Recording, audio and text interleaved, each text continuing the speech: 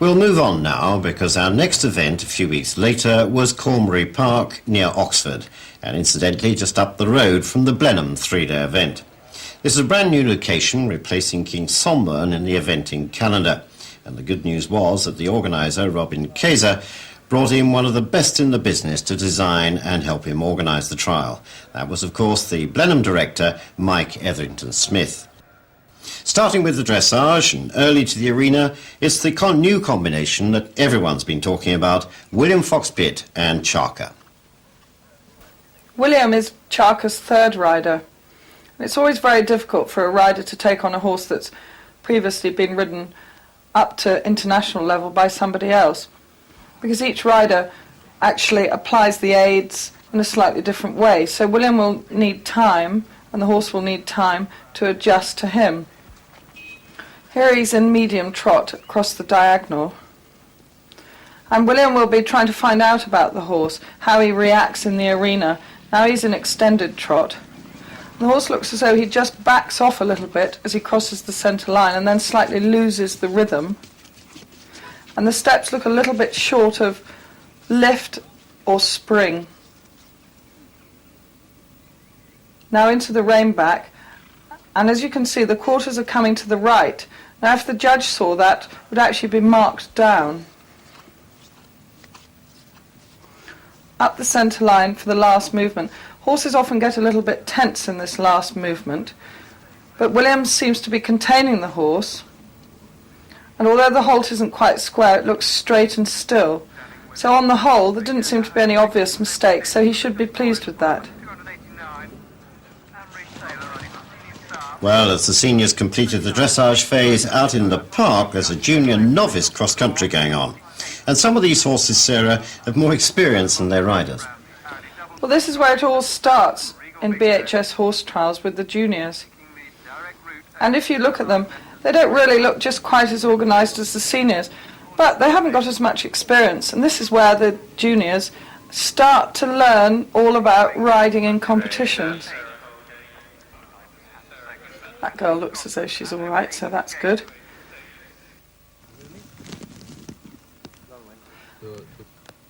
And it takes years, really, to establish a good eye and a good balanced seat. And a good lower leg position is always the key to cross-country riding. And this girl has a very good lower leg position.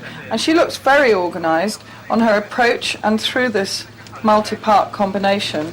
And I think it helps if you've been able to come up through the Pony Club, because it teaches you an awful lot, not only about competition riding, but also management of horses. Well, back to the seniors, show jumping. Cornbury had 4 advanced sections, but for riders going on to Badminton, there was a special pre-Badminton section.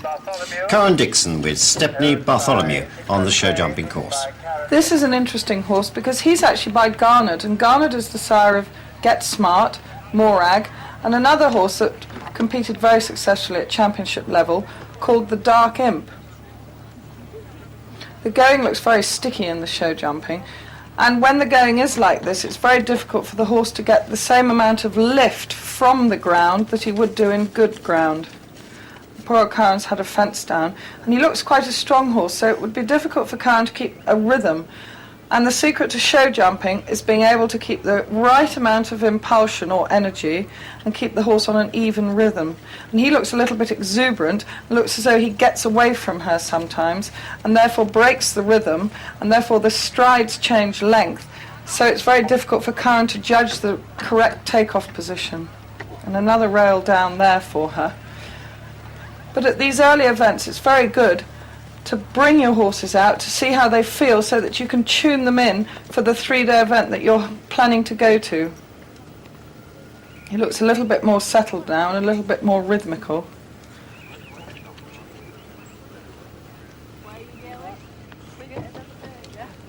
Over to cross-country. At the start and just about to go, Andrew Nicholson with Spinning Rhombus, a horse that was in second place on the leaderboard in Barcelona after the Endurance Day.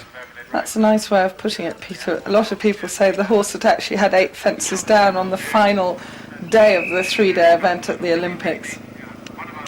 He's away on the advanced cross-country, and Andrew's always a cheerful soul and always lovely to see. And here we have Mary Thompson and King Samuel. Now this has been a very consistent horse up to a level, but has been a little bit naughty at the higher levels and is prone to put in nasty stops sometimes.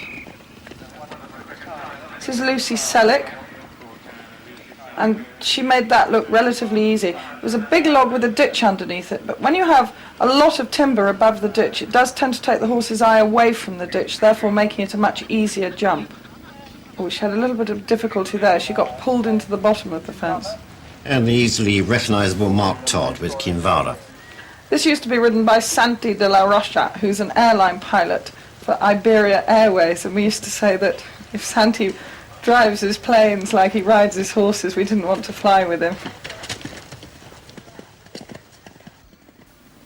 Julie Chu comes to this parallel, and the horse jumps too high and doesn't make enough distance across the fence, so much so he nearly drops his hind legs in the middle of the parallel.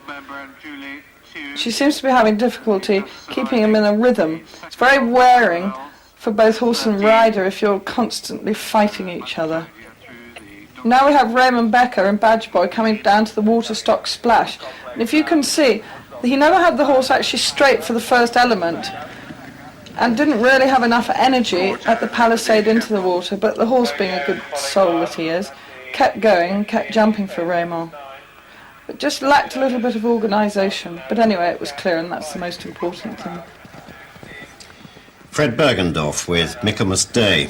This horse is owned by the Wellmans, a great supporters of eventing. Also carried Fred to second place in the British Open Championships at Gatcombe a couple of years ago.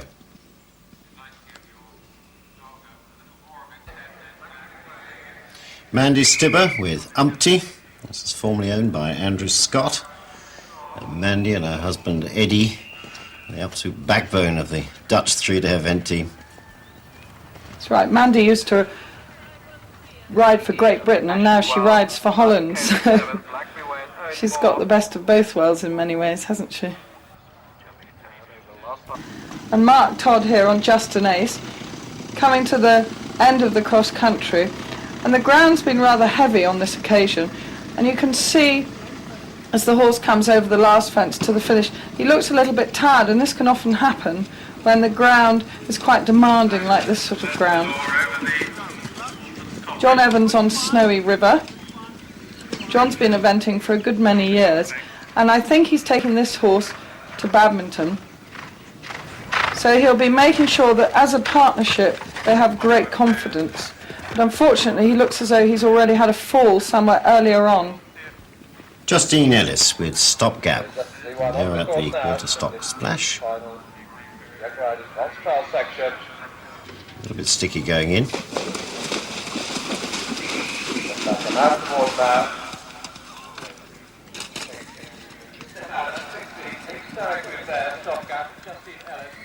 Kate Southey with Wood Lincoln.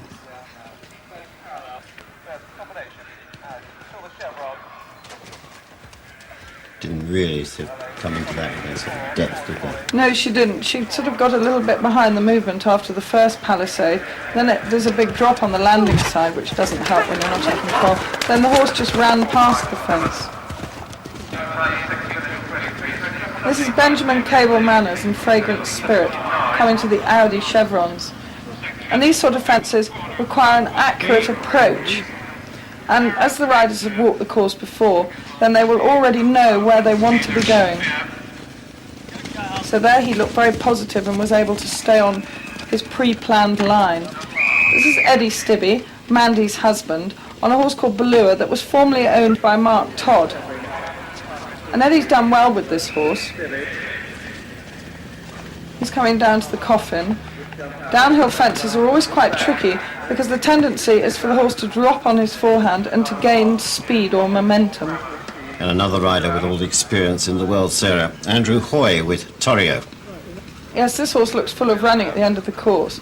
So much so he tries to be a bit over clever at that last fence and nearly paid the penalty. And when a horse does that, it's quite interesting to see how they jump next time. And hopefully they learnt by the mistakes that they've made.